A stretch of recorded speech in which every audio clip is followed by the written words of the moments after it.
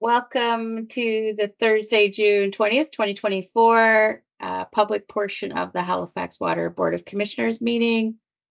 First of all, we would like to welcome Commissioner Nancy McClellan and Commissioner John McPherson.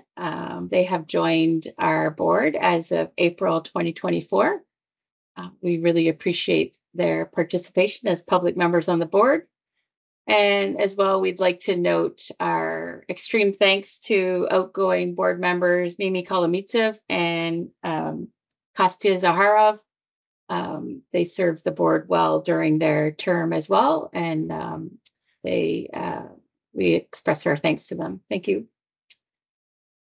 Okay, first up, we have item 1A, ratification of the in-camera motions. I need a motion to support that.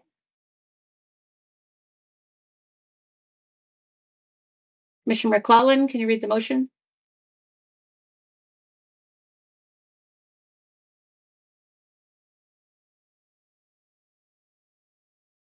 You're muted. Thank you. Halifax Water ratify the in-camera motions. Is that where we're starting? Sorry. That's right. That's right. Can I have a seconder? I'll second Commissioner- that. Oh, Commissioner Kent has seconded. I saw Okay. a hand. All those in favor say aye. Right. Aye. Any opposed? Any abstentions? Motion is carried.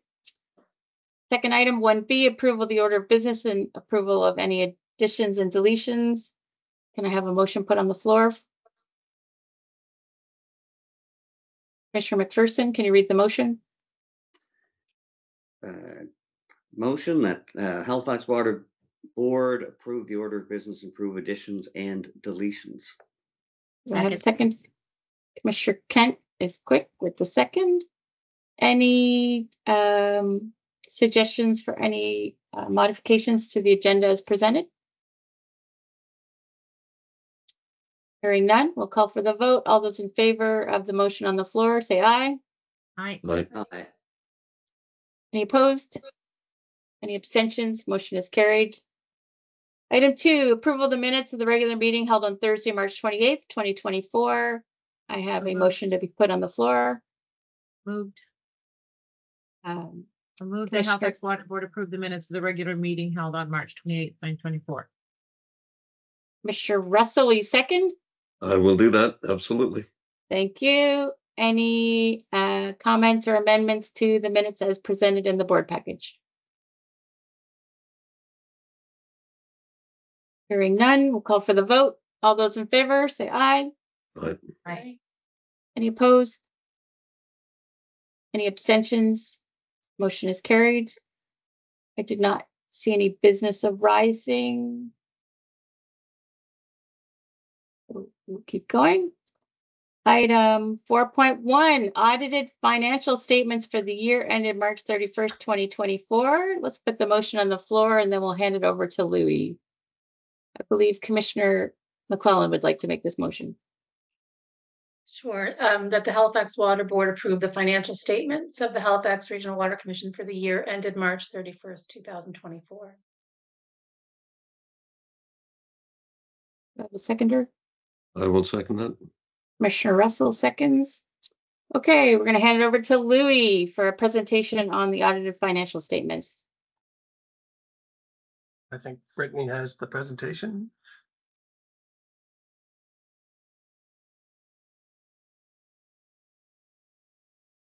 If you just go to the second slide, please.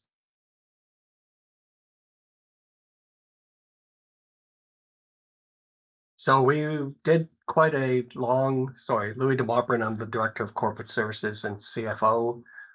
Also on the call is Alicia Scallion, she's the Manager of Finance, and Heather Britton, who you'll see in a couple of minutes as it relates to pension, are also on the call. Just wanted to start with our expectation is the auditors, Grant Thornton, will give us a clean audit report, which is in terms of from a financial perspective, the key thing that we're looking for around our audited financial statements. As a highlight, we do two sets of financial statements. One is the IFRS statements that are the main body of the statements. Those are used for financial reporting and are consolidated with HRM's financial statements. From a utility review board perspective, we have to do financial statements, and those are presented in the schedules, and those are done under the Utility Review Board Accounting and Reporting Handbook. The results are significantly different between the two, and we'll highlight some of the reasons for that. Under the IFRS standards, we have a surplus of 20.2 million. Under the Utility Review Board Handbook statements, we have a deficit of 7.4 million. Essentially, the statements are in the the same format as they would have been in previous years. The main issue for us this current year is we transitioned from our SAP financial system to a new system called Kayenta. I've used a very technical term to describe the process, which was bumpy. As with many of these sort of transfers of data, new systems, we did have our challenges. It did put a tremendous amount of pressure on our staff and our auditors to get things done on time. So it was a significant challenge and one that we're happy to say is coming to an end. On the next slide, please, Brittany.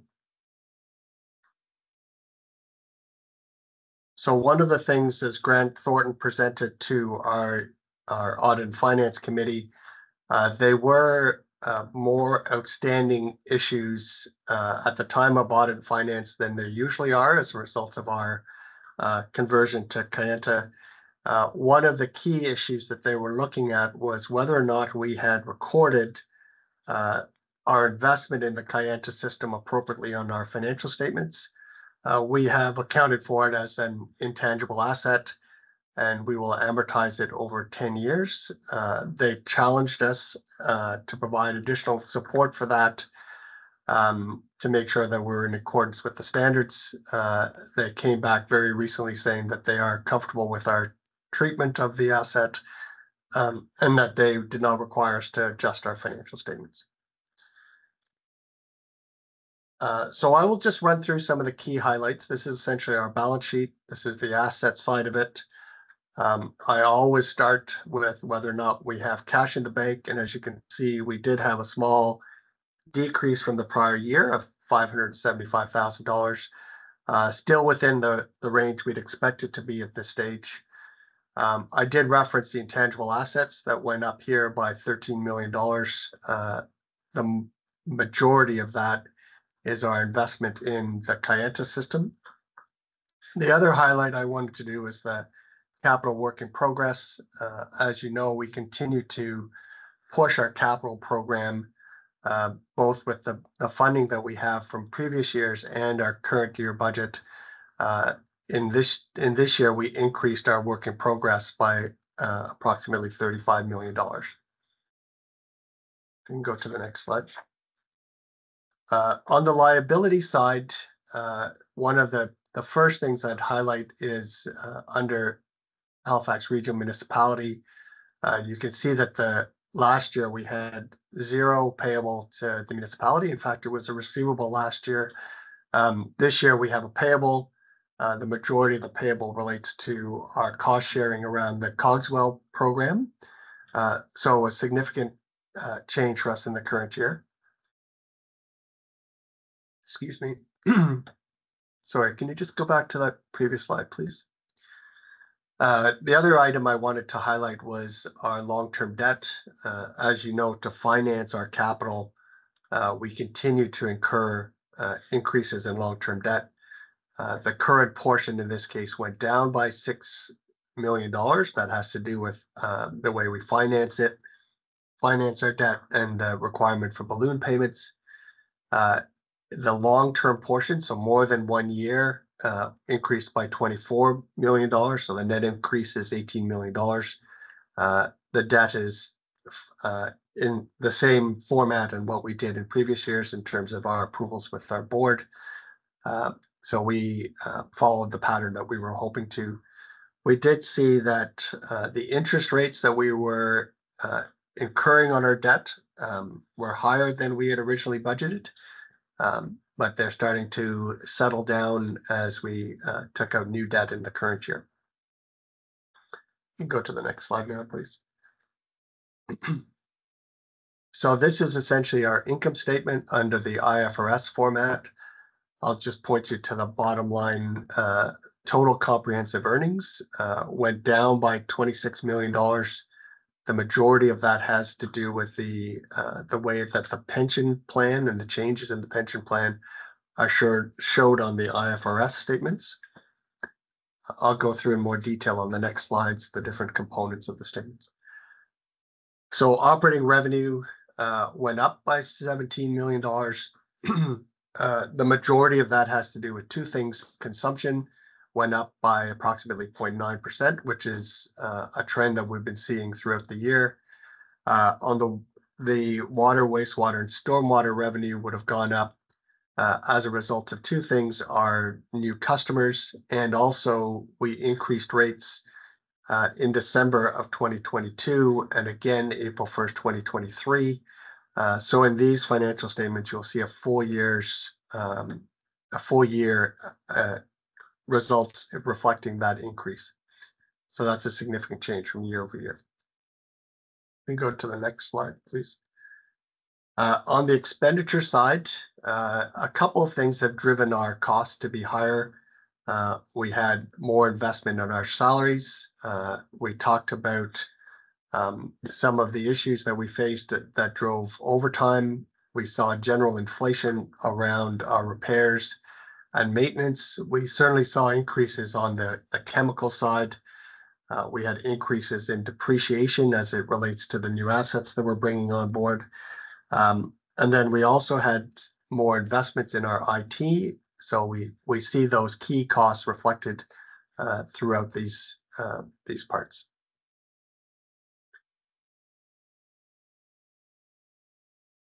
So I mentioned earlier we produced two sets of financial statements. This is sort of the key highlights between the two.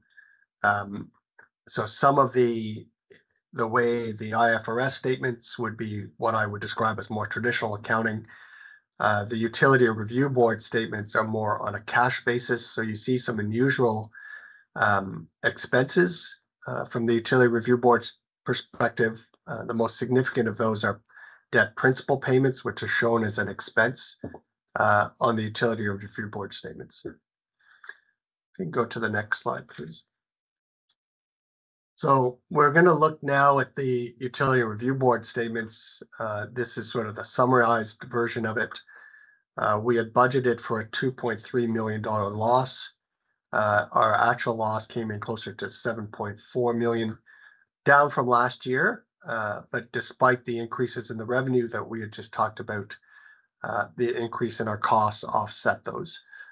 So we did have a significant challenge that saw our expenditures increase more than we had hoped. So you're seeing that additional loss in the current year. We're going to go through the individual components. So if you go to the next slide. So the summary from a service perspective: water, wastewater, stormwater. You see that the biggest increase that we have is on the water side, where we see our actuals year over year increased by $2.9 million. So $4.2 million above budget. So just some quick highlights in terms of what we've experienced on the water side.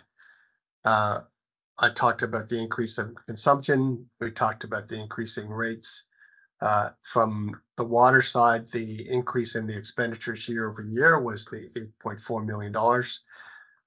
In terms of the financial and other revenue, which we haven't talked about before, some of that relates to our dividend grant in lieu of taxes to the municipality, and also the increase in interest rates that I mentioned earlier.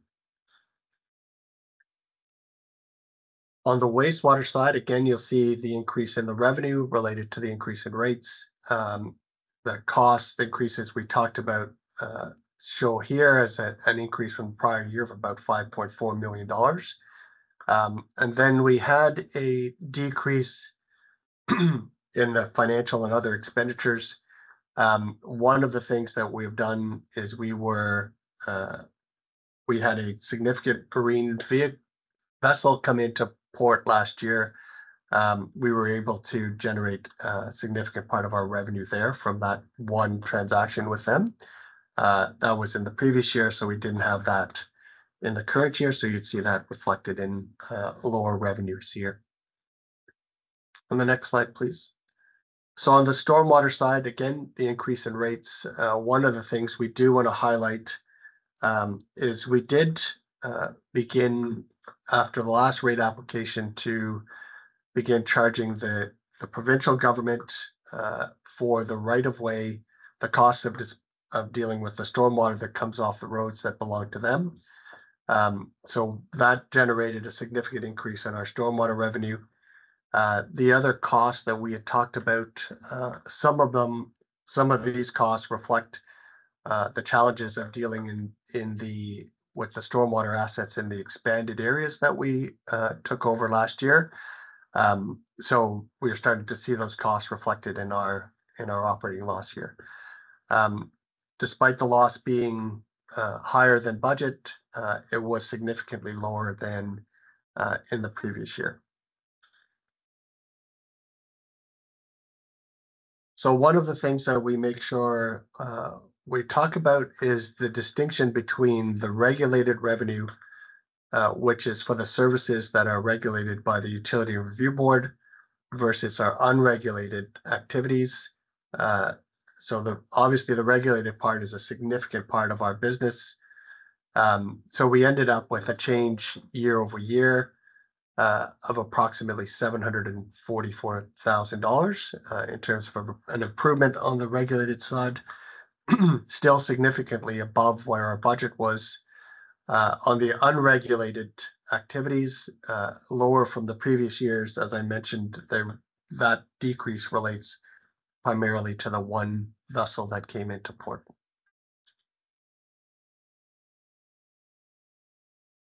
And that's my highlights. Thank you, Louis. And on behalf of the board, congratulations to you and your team on the clean audit opinion. In a year where you've implemented a new system, I'm sure it took many long hours by your entire team. So congratulations. Thank you. We'll pass that on to them as well. Any questions for Louis on the audited financial statements? Go ahead, Commissioner Russell.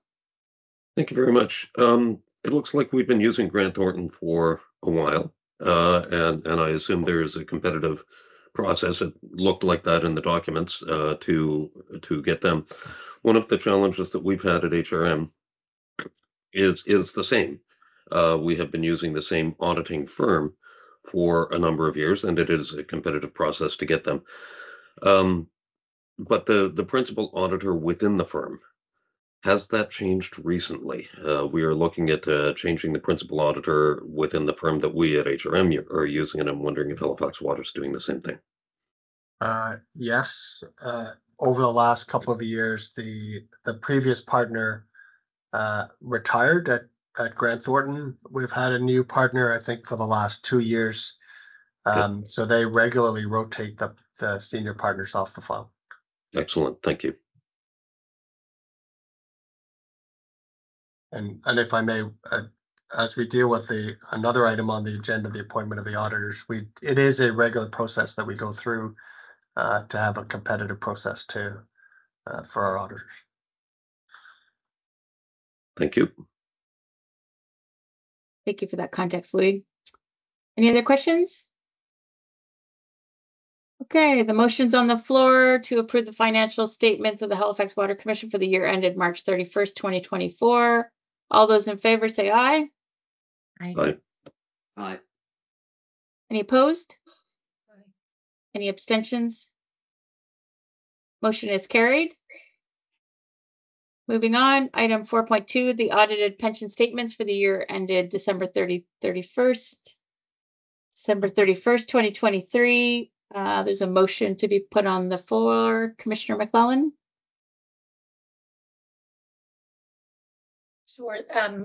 Move to that the board approve the Halifax Commission Employees Pension Plan year-end results for December 31st, 2023. I'll second that. Commissioner Russell will second. Thank you for that. I believe Heather's going to present, Louis. Yes, she is. Heather is our key employee around the pension plan. So she is probably one of the most knowledgeable people I know about pensions and how they work. So privileged to introduce Heather to the committee, the board. Welcome, Heather. Go ahead when you're ready. Good morning. Thank you very much. I was going to share my screen, but it looks like Brittany is, I think. So I will assume that you're doing that. So good morning.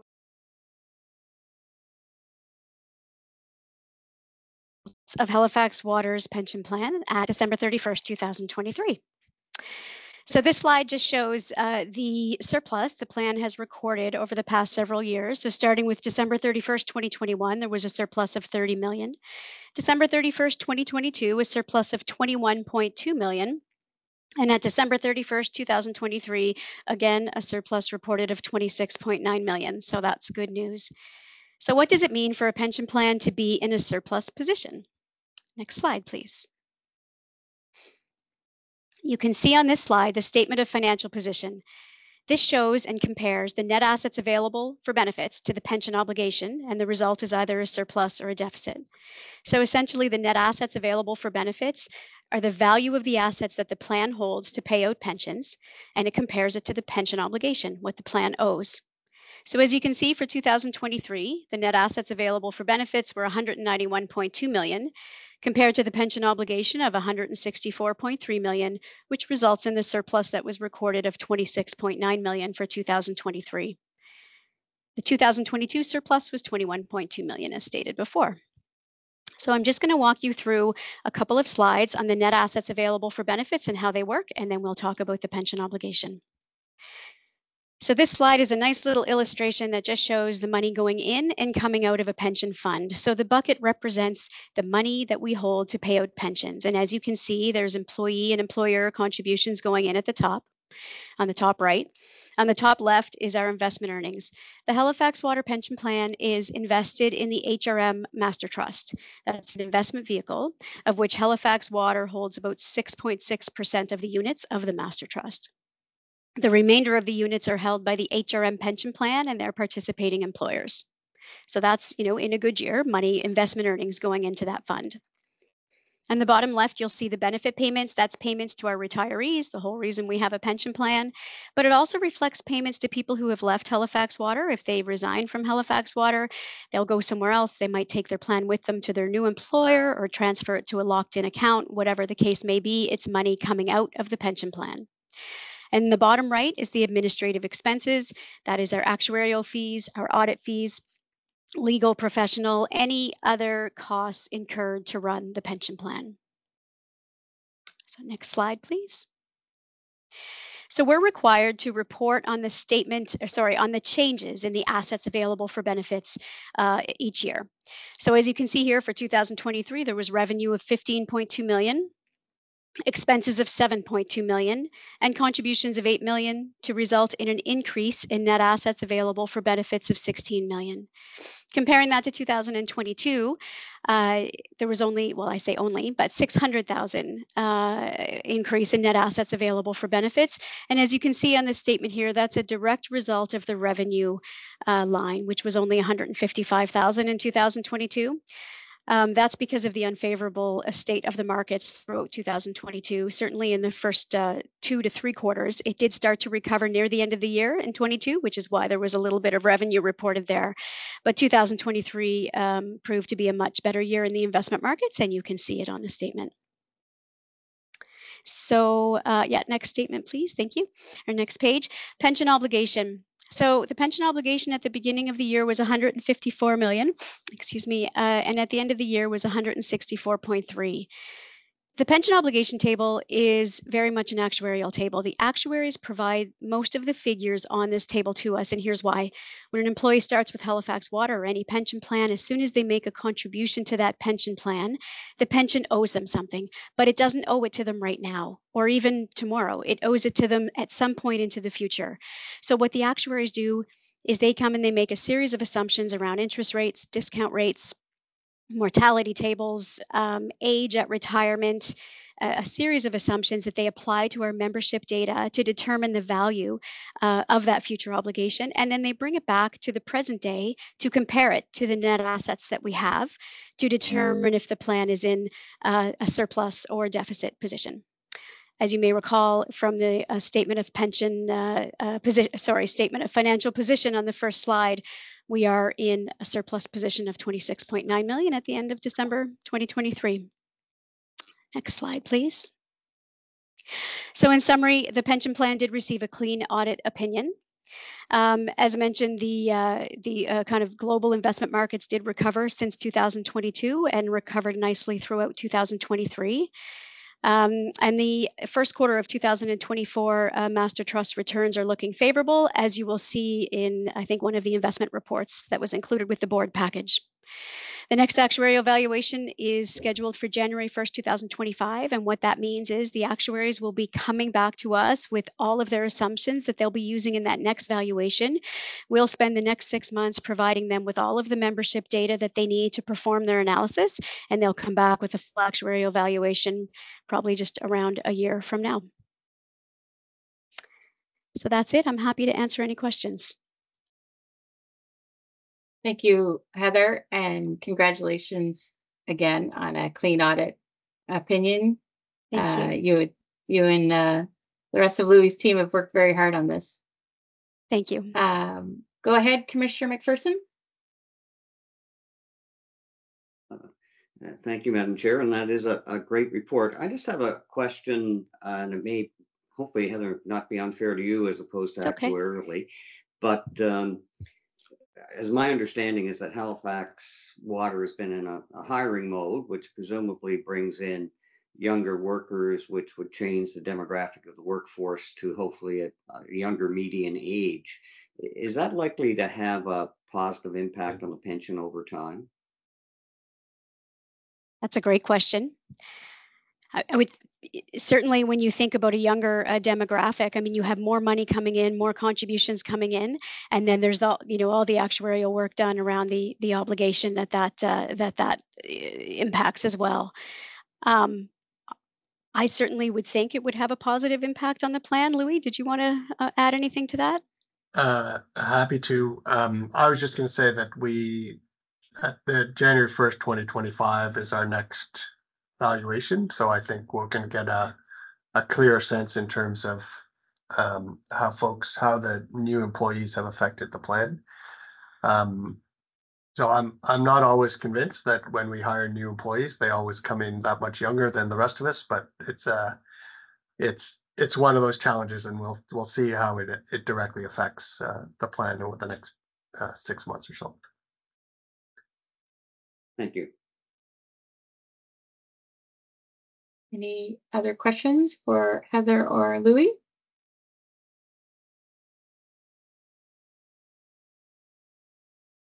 Being none, we'll call for the vote. Motion on the floor that the Halifax Water Board approve the financial statements of the Halifax Regional Water Commission employees pension plan for the year ended December 31st, 2023. All in favor, say aye. Aye. Aye. Aye. Any opposed? Any abstentions? Motion is carried. Thank you again, Heather. Great job, Louis. And I'd also like to mention I should have thanked Alicia Scallion on item 4.1. Great job, Alicia, as well.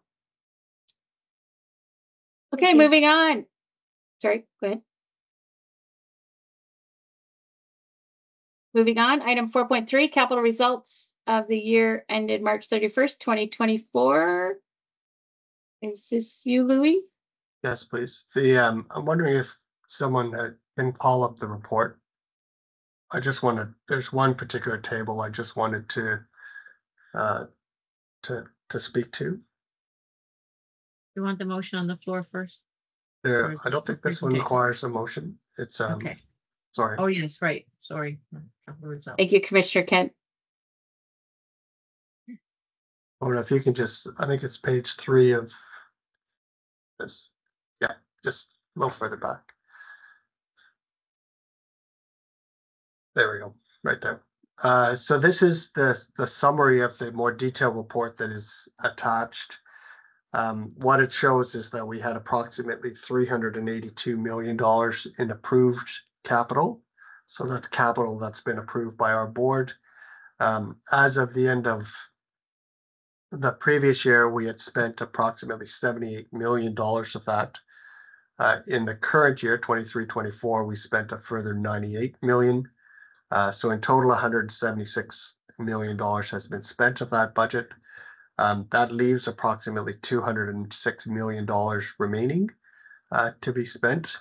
In addition to that, we have added over $150 million for our capital budget for 24-25. So that gives you an idea of the entirety of the budget that's available currently to do capital projects.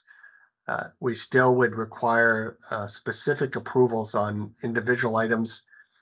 Over $5 million would come back to this committee. Over $1 million is required to go to the Utility Review Board.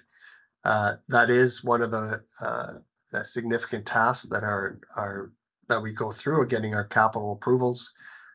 It does take a considerable amount of time. So all in all, there's was a significant amount of money spent in the last fiscal year. Some of the challenges, as we've talked about before, is with the total level of effort, we continue to strive to get to the our IRP anticipated level of spend of approximately $135 million a year. We also focus on the amount of the 23-24 capital budget that was spent. So that gives us an indication of the timing if we're requesting funds at the right time based on the approval process and the amount of work that's required to start spending the capital money. In the last fiscal year, 23-24, we spent approximately 35% of the capital budget from 23-24. And with that, happy to answer any questions you might have. Thank you, Louis. Any questions for Louis on the capital expenditure report?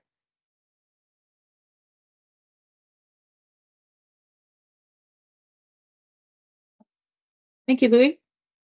Thank you. Item 4.4, appointment of the auditors. I have a motion to be put on the floor. Commissioner McClellan, would you like to do that as chair of the Audit and Finance? We're happy to. Be it moved that the Halifax Water Board approve the appointment of Grant Thornton LLP as auditors for the Halifax Regional Water Commission financial statements for the year ended March 31st, 2025, and the Halifax Regional Water Commission Employees Pension Plan for the year ended December 31st, 2024.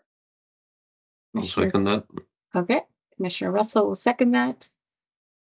Any questions? Louis addressed Commissioner Russell's question earlier. Any other questions? All in favor of the motion on the floor, say aye. Aye. Aye. Aye. Any opposed? Any abstentions? Motion is carried. Thank you, Louis. The June meeting is a lot. Thank you very much, everybody. Moving on, capital approvals, item 5.1, the Maynard Claw separation project. I have a motion to be put on the floor.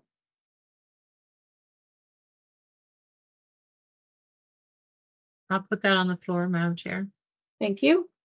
I move the Halifax Water Board approve funding in the amount of $16,508,000, including net HST, for phase 1 of the Maynard Lake and Clement Street wetland sewer separation project. Commissioner McClellan will second. Is Josh up? I am. Thank you. Go ahead, Josh. Perfect. So we have a couple capital projects here for the board today.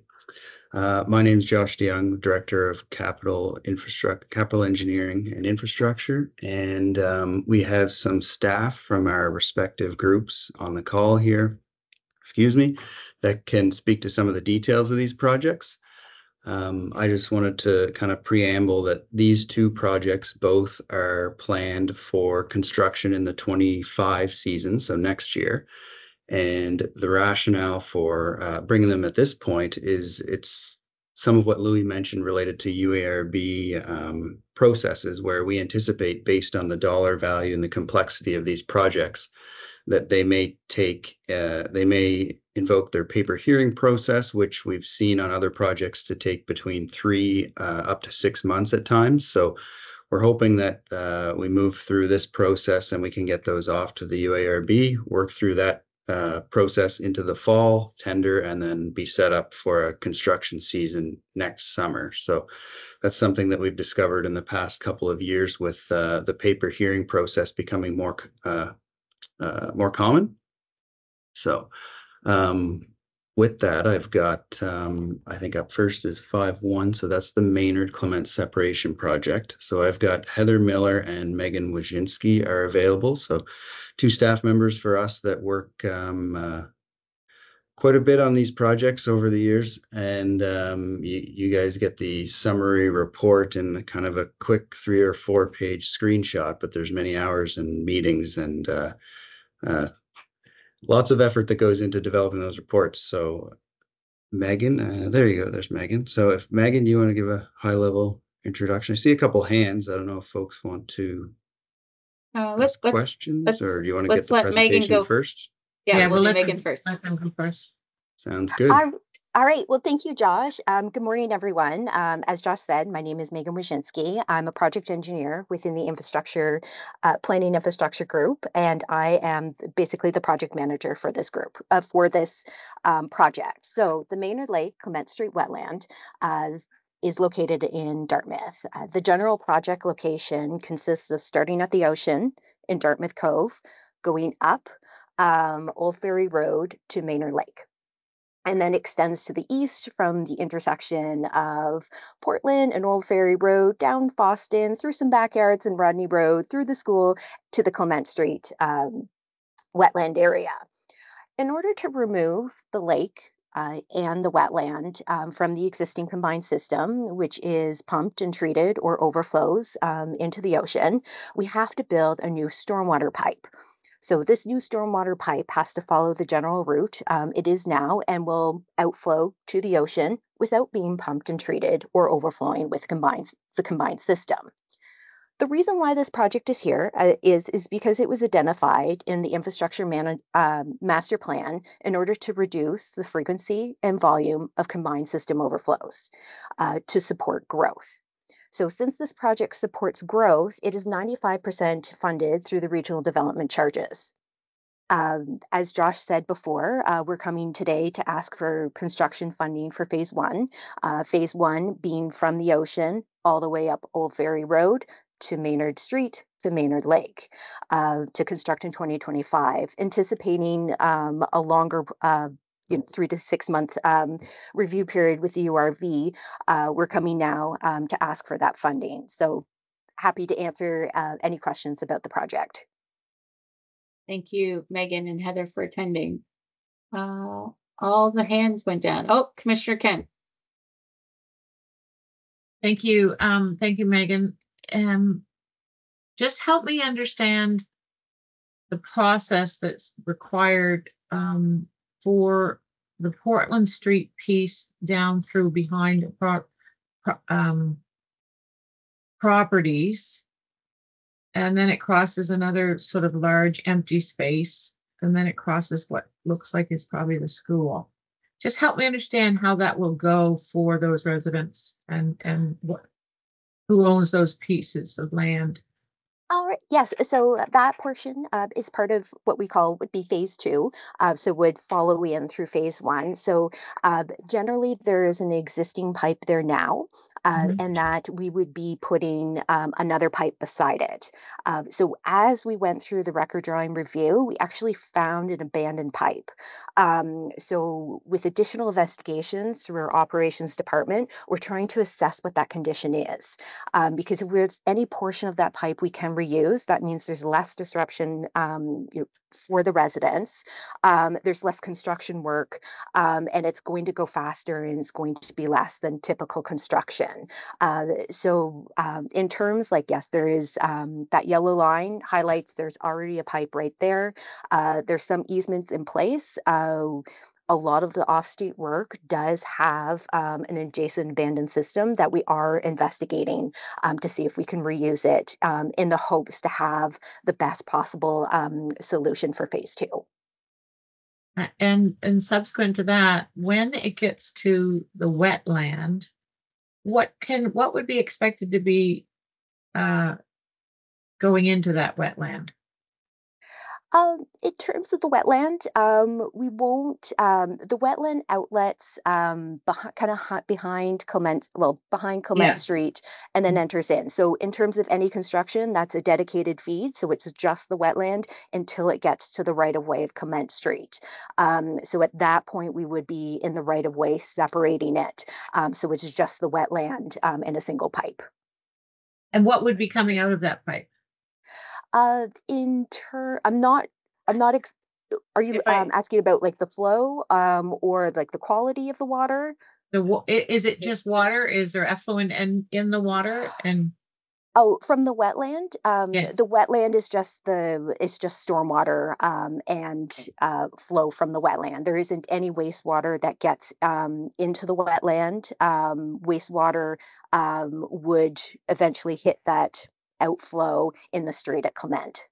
And if I may, there's an existing structure already there, and there's existing infrastructure already in the wetland itself. Okay, so there's nothing new there really then. Okay, thank you. Kathy O'Toole? Thanks. I just wanted to note that I appreciate that you're anticipating a 3 to 6 month or allowing for a 3 to 6 month approval process with the URB. I know that the timeline for the URB approval process is very impactful for Halifax Water. Also impactful for the municipality when we're doing integrated projects together. It seems to me that sometimes there's a little bit of variability around this, and it's hard for us to predict what the URB process is going to be. I'm wondering if we may want to ask them at some point in time, could they give us some guidelines to work with for planning purposes in terms of what to expect is going to go through a normal capital approval process versus a paper hearing process versus a real hearing? Or if they've done that, they haven't updated it in a while, I don't think. If I may, your question is timely. We probably have to do a regroup and a chat with them to try and understand the level of effort and the amount of questions and what issues we need to, on a larger scale, address in the applications. We have been in receipt of second and third round of IRs on certain projects that we weren't anticipating.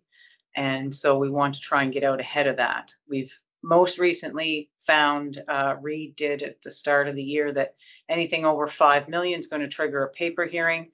But even the level of detail and information requested is starting to become a larger undertaking than we have been planning for and anticipating. So this is a first step at trying to get out in front of that.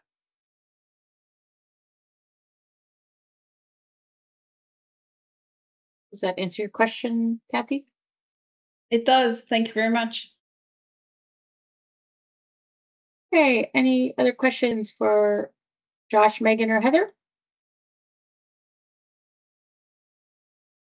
Okay, the motion is on the floor. We'll call the vote. All those in favor, say aye. Aye. Aye. Any opposed?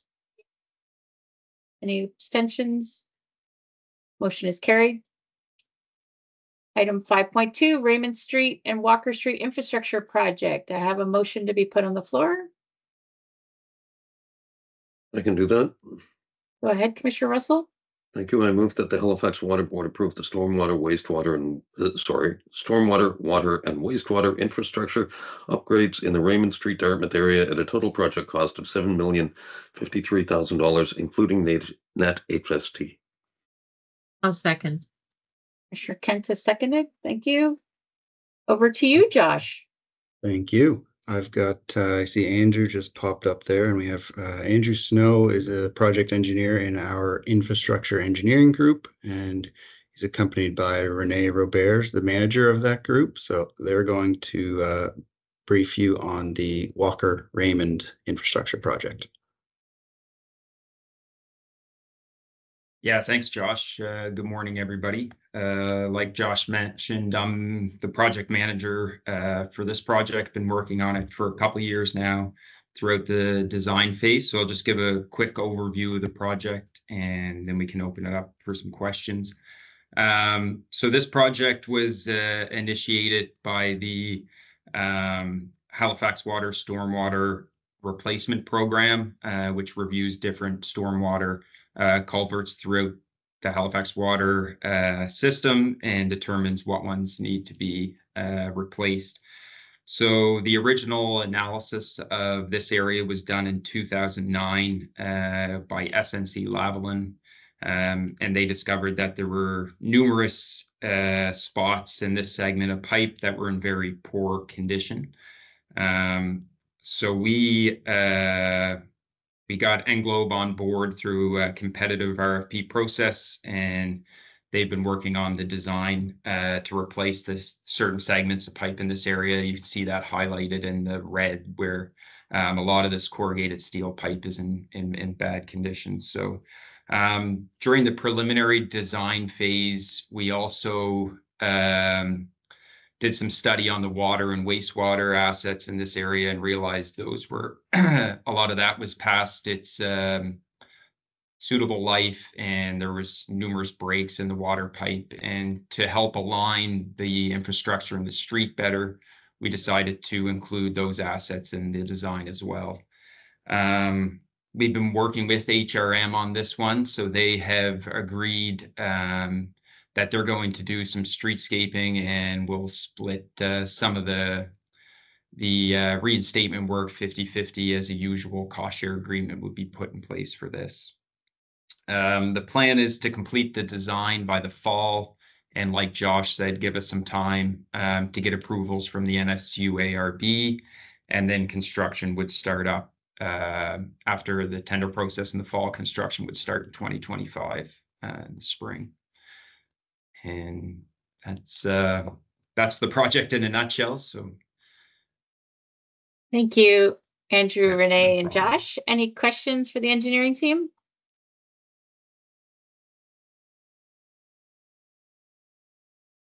No, very straightforward. Okay, the motion is on the floor. We'll call the votes. All those in favor of the motion, say aye. Aye. Aye. Any opposed? Any abstentions? Motion is carried. Madam Thank Chair, you. just before we keep going, is there a reason our chat is turned off? I wanted to send you a quick message. Sorry, the chat is turned off for you? Mr. Kent? Yes, maybe it is for me, no one else. I don't know. Yeah, it's off. It is off. Brittany, is that something? We can carry on. I just wanted you to know I need to stand up periodically through the meeting for my back. So Okay. I'll be shutting down my camera, but I will be in the meeting. Thank you, Commissioner Kent, for that. Okay, I need a little help. Colin, ratification of the email vote of May 9th. Am I redoing the motions, or I'm just putting a motion to ratify the email vote? I think, excuse me, you'd be reading the motions. This is to formalize the decisions that were made on May 9th, but for the purpose of making it official, the motion needs to be read for the record, first, seconded, and approved. Okay. And does the first and second have to match? Or we did a vote, we just need a motion. Okay. That's Sorry. correct. Someday you'll have me trained. Okay, I have a motion to be put on the floor for the sewer separation program, South Park Cathedral Lane, Phase 2 construction, additional funding. Could somebody read the motion and put it on the floor? I can do that. Go ahead, Commissioner Russell. Thank you. I move that the Halifax Water Board approve additional funding for the South Park Cathedral Lane Phase 2 sewer separation project for a revised total project cost of $5,515,000, including net HST. Commissioner McClellan will second. So we already voted on this, so we'll head right to the vote on the motion. All those in favor say aye. Aye. Aye. Any opposed? Aye. Any abstentions? Motion is passed. Second item is Silver Sands Water Supply Plant, linear main extension along Cowboy Road, additional funding. I have a motion to be put on the floor. I could move. Go ahead. That the Halifax Water Board approve additional funding for the Silver Sands Water Supply Plant, linear main extension along Cowbay Road for a revised total project cost, $7,160,000, including net HST. I'll second. Mr. Kent has seconded. Moving to the vote. All those in favor say aye. Aye. Aye. Any opposed? Any abstentions? Motion is carried. Thank you, everyone. Thank you, Josh. Thank you. Item 6, the corporate balance scorecard for 2023-24 program year-end results. I have a motion to be put on the floor.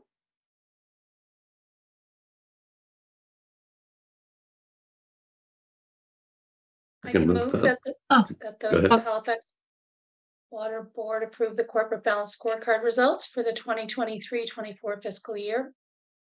I'll Thank you. second. Oh, I think Commissioner Russell seconded. Okay, good enough. Thank you. Over to you, Kenda. Okay, so thank you. And Kenda McKenzie, Acting General Manager for Halifax Water. We established a corporate balance scorecard a few years ago to look at some of the targets and that the organization should be achieving and working towards. Sorry, next slide, Lorna. And the current scorecard has 33 different metrics that we look as at KPIs or targets for us to achieve as an organization. This past fiscal year, we were able to achieve 19 of the 33.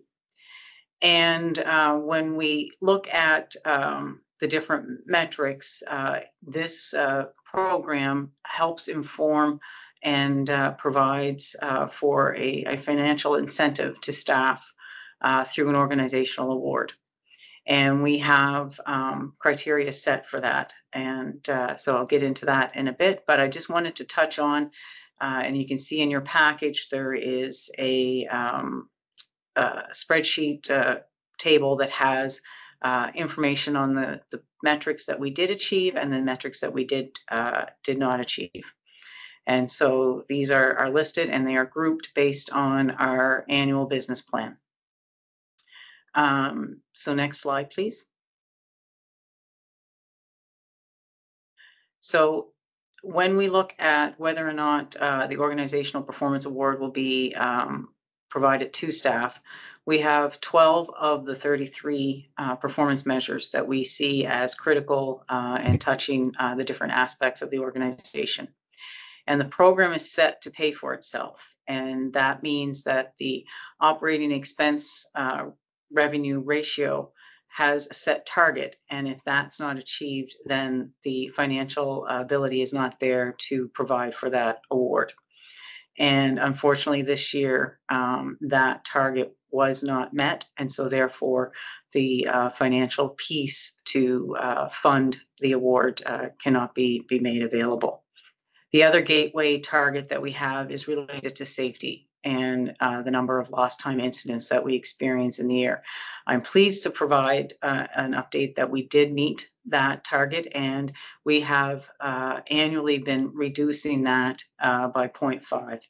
And so staff have been more mindful and front of mind with respect to safety. And so we've been having great success with that target as well.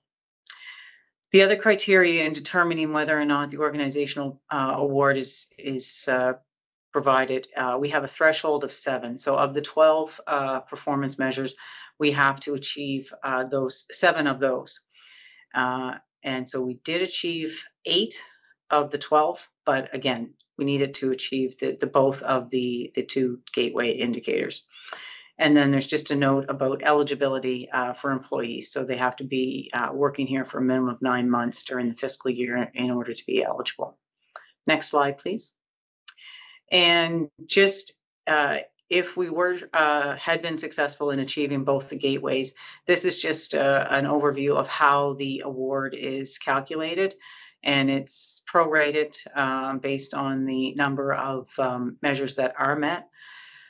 So 7 to 12, and essentially, if we were to meet all the measures, staff would get 1,000. But then it will be prorated based on the measures that are met, as shown here on the table. Next slide, please. And giving an overview of the 12 that we see as key indicators of the organization, we have, as I said, the operating expense ratio, which we did not achieve. The number of lost times was achieved. Number of traffic accidents per million kilometers driven, that was not achieved. Percentage compliance of our wastewater treatment facilities with Department of Environment was achieved. The water safety plan and the percentage of sites achieving targets was achieved. Our water leakage control reduction was not achieved. Percentage of time GIS and city works are operational was. I'm sorry, I missed our peak flow reduction for I&I in the wastewater system was not. Energy management for water and wastewater was not. Our biosolids residual handling was. Customer survey results relating to water quality was achieved, as well as the customer survey results from a survey satisfaction perspective were achieved. Next slide. So we have presented the results of the organizational award, and we have staff here available to take any questions on any details related to any of them individually.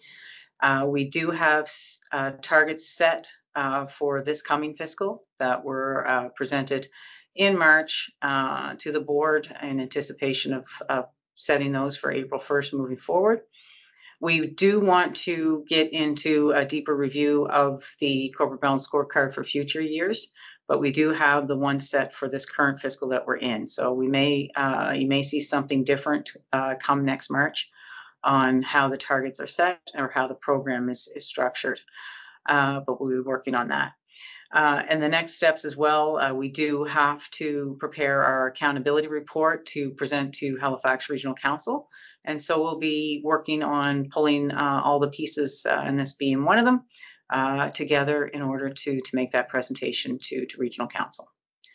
So if there are any questions on the scorecard itself, willing to take those.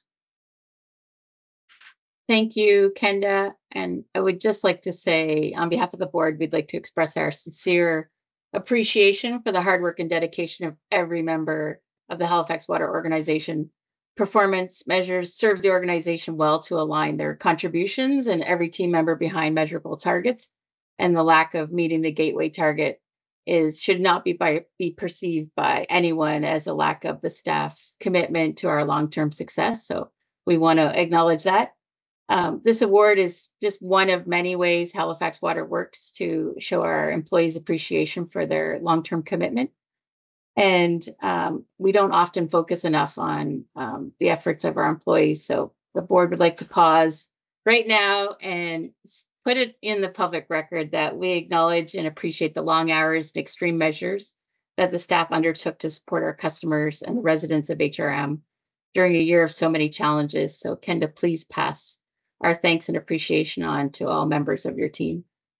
Yes, thank you. That does go a long way to hear that. Thank you. And we will make sure that we pass that along to everybody because they worked really hard this year under some extreme and abnormal conditions. Any questions on the corporate balance scorecard for Kenda? Okay, we have a motion on the floor. I'll call for the vote. All those in favor that the Halifax Water Board approve the corporate balance scorecard results for the 2023-2024 fiscal year, say aye. Aye. Aye. Any opposed? Any abstentions? Motion is carried. I believe that brings us to the end of our agenda for today. Thank you, everyone, and thank you to the team. This is really the wrap up of fiscal 2023-24. It was quite the year, maybe the understatement of the year. So thank you to the Halifax Water team, and we look forward to reconvening in September. Can I have a motion to adjourn? So moved. Apparently everybody Thank you. moved it. And Thank you.